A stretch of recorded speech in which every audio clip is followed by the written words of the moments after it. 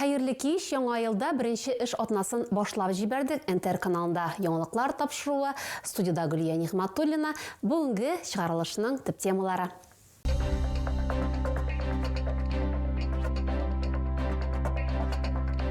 Яңа ел бәйрәмнәренә йомгак, җитәкчеләрнең беренче киңәшмәсендә шәһәр хезмәтләре эшенә нәтиҗә ясадылар. 2 миллион 900 мең сумга кадәр Татарстанда контрактчылар өчен бер тапкыр бирелә торган түләүләр арттырылды. Кадерле һәм көтеп алынган яңа ел бүләге. Ел башыннан 60 сабый дөньяга килгән. Тавыш бирик. Түбән Кама Россия җырчылары конкурсында катнаша. Ширкәүләрдә тантаналы гыйбадәтләр. Православие динен тотучылар Раштуа бәйрәмен билгеләп үтте. Түбән Камада яңа ел бәйрәмнәрендә җитди хокук бозулар теркәлмәде, дип белдерде Ратмир Биляев. Бүген бу елда беренче тапкыр җитәкчеләрнең эшлекле дүшәмбе киңәшмәсе узды. Район башлыгы озын каникуллар вакытында шәһәр хезмәтләре эшенә нәтиҗә ясап, киләчәккә планнар билгеләде һәм иң яхшы яңа ел бизәлеше конкурсында җиңүчеләрне бүләкләде. Толырак алдагы материалда. Самое главное, никаких происшествий на территории района не было допущено. Ратмир Биляев белдерүенчә, яңа ел каникуллары тыныч узды, тик көйсез һава торышы коммуналчылар эшен шактый катлауландырды. Шәһәр урамнарын кардан чистартуга 45 берәмлек техника чыкты. Эшләр тәүлек әйләнәсе алып барылды.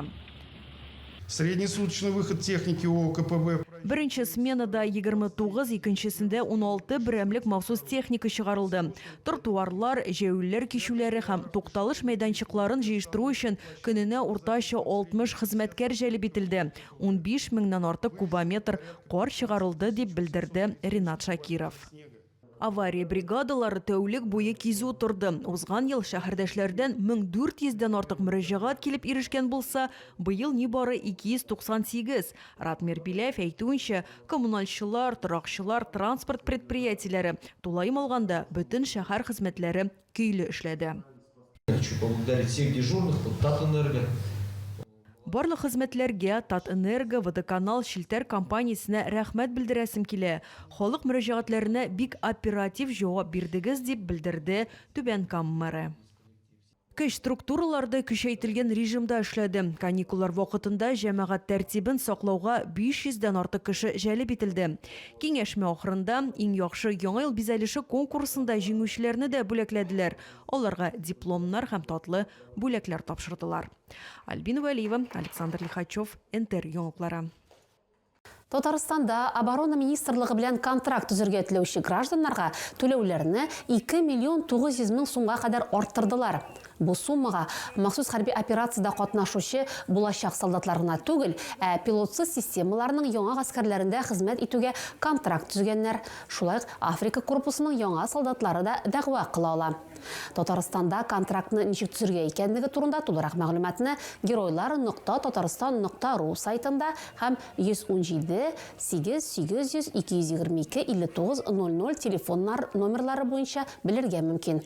Шулай кызыксындырган барлык мәгълүматны хәрби комиссариатларда һәм сайлап алу пунктларында бирәләр.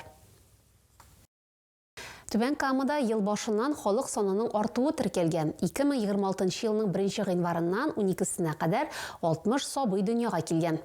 Статистика күрсәткәнчә, малайлар кызларга караганда күбрәк, 33 кыз һәм 27 ир бала. Һәр сабый үз гаиләсе өчен кадерле һәм көтеп алынган яңа ел бүләге булды, дип ассызыкладылар Үзәк район хастаханәсенең матбугат хезмәтендә. Түбән Кама җырчысы Россиядә иң яхшысы исеменә дәгъва итә.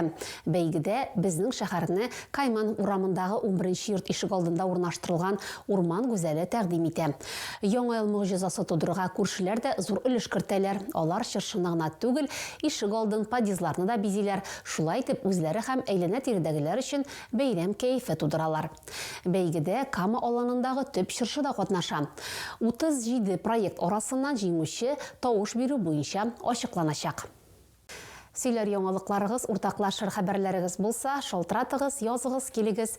Безнең номер 8917 90 73 077.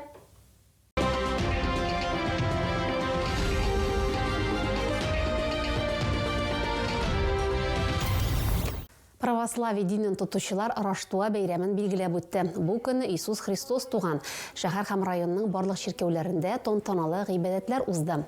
Төнге бәйрәм киләвен йөзләгән шәһәрдәш тыңлады. Аннан соң тәре йөреше оештырылды.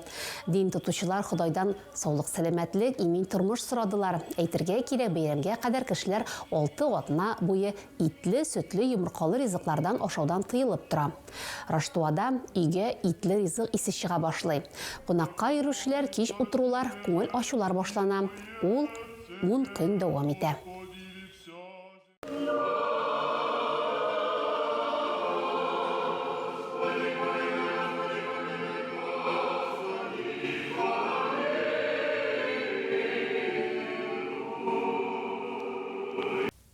Бәйрәм чаралары халык иҗаты йортында да дәвам итте. Биредә Раштуа очрашулары һәм Түбән Кама рус җәмгыятенең юбилеена багышланган концерт узды.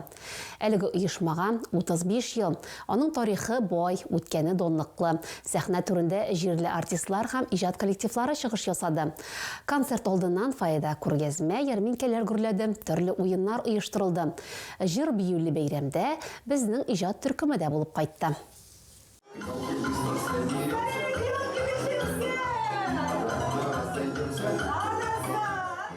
Халык иҗаты йорты фойесында бәйрәм рухы хөкем сөрә. Кыш бабай белән кар кызы кунакларны әйлән-бәйлән уйнатып, җырлатып битә.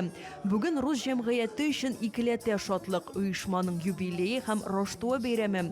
Күркәм вакыйга уңайыннан шәһәрнең иҗат тормышына зур өлеш керткән һәм декоратив гамәли сәнгать конкурсында җиңү яулаган осталар рәхмәт хатлары белән бүләкләнде.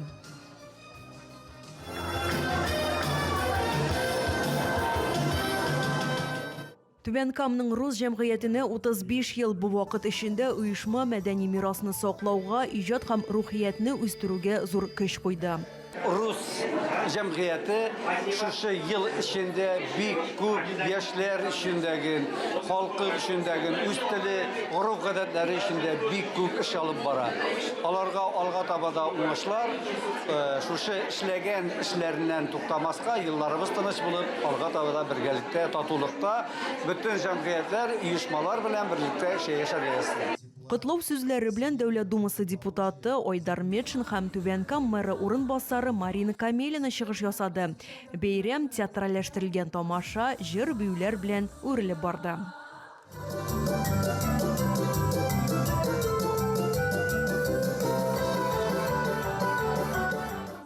Мәдәнияткә һәм милләт-ара бердәмлекне ныгытуга зур өлеш керткән шәһәрдәшләрне дә хөрмәтләделәр.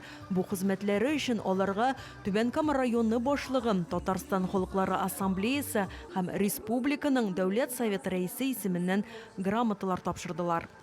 Альбина Вәлиева, Гөлназ Җабарова, Владимир Ханшин, НТР яңалыклары.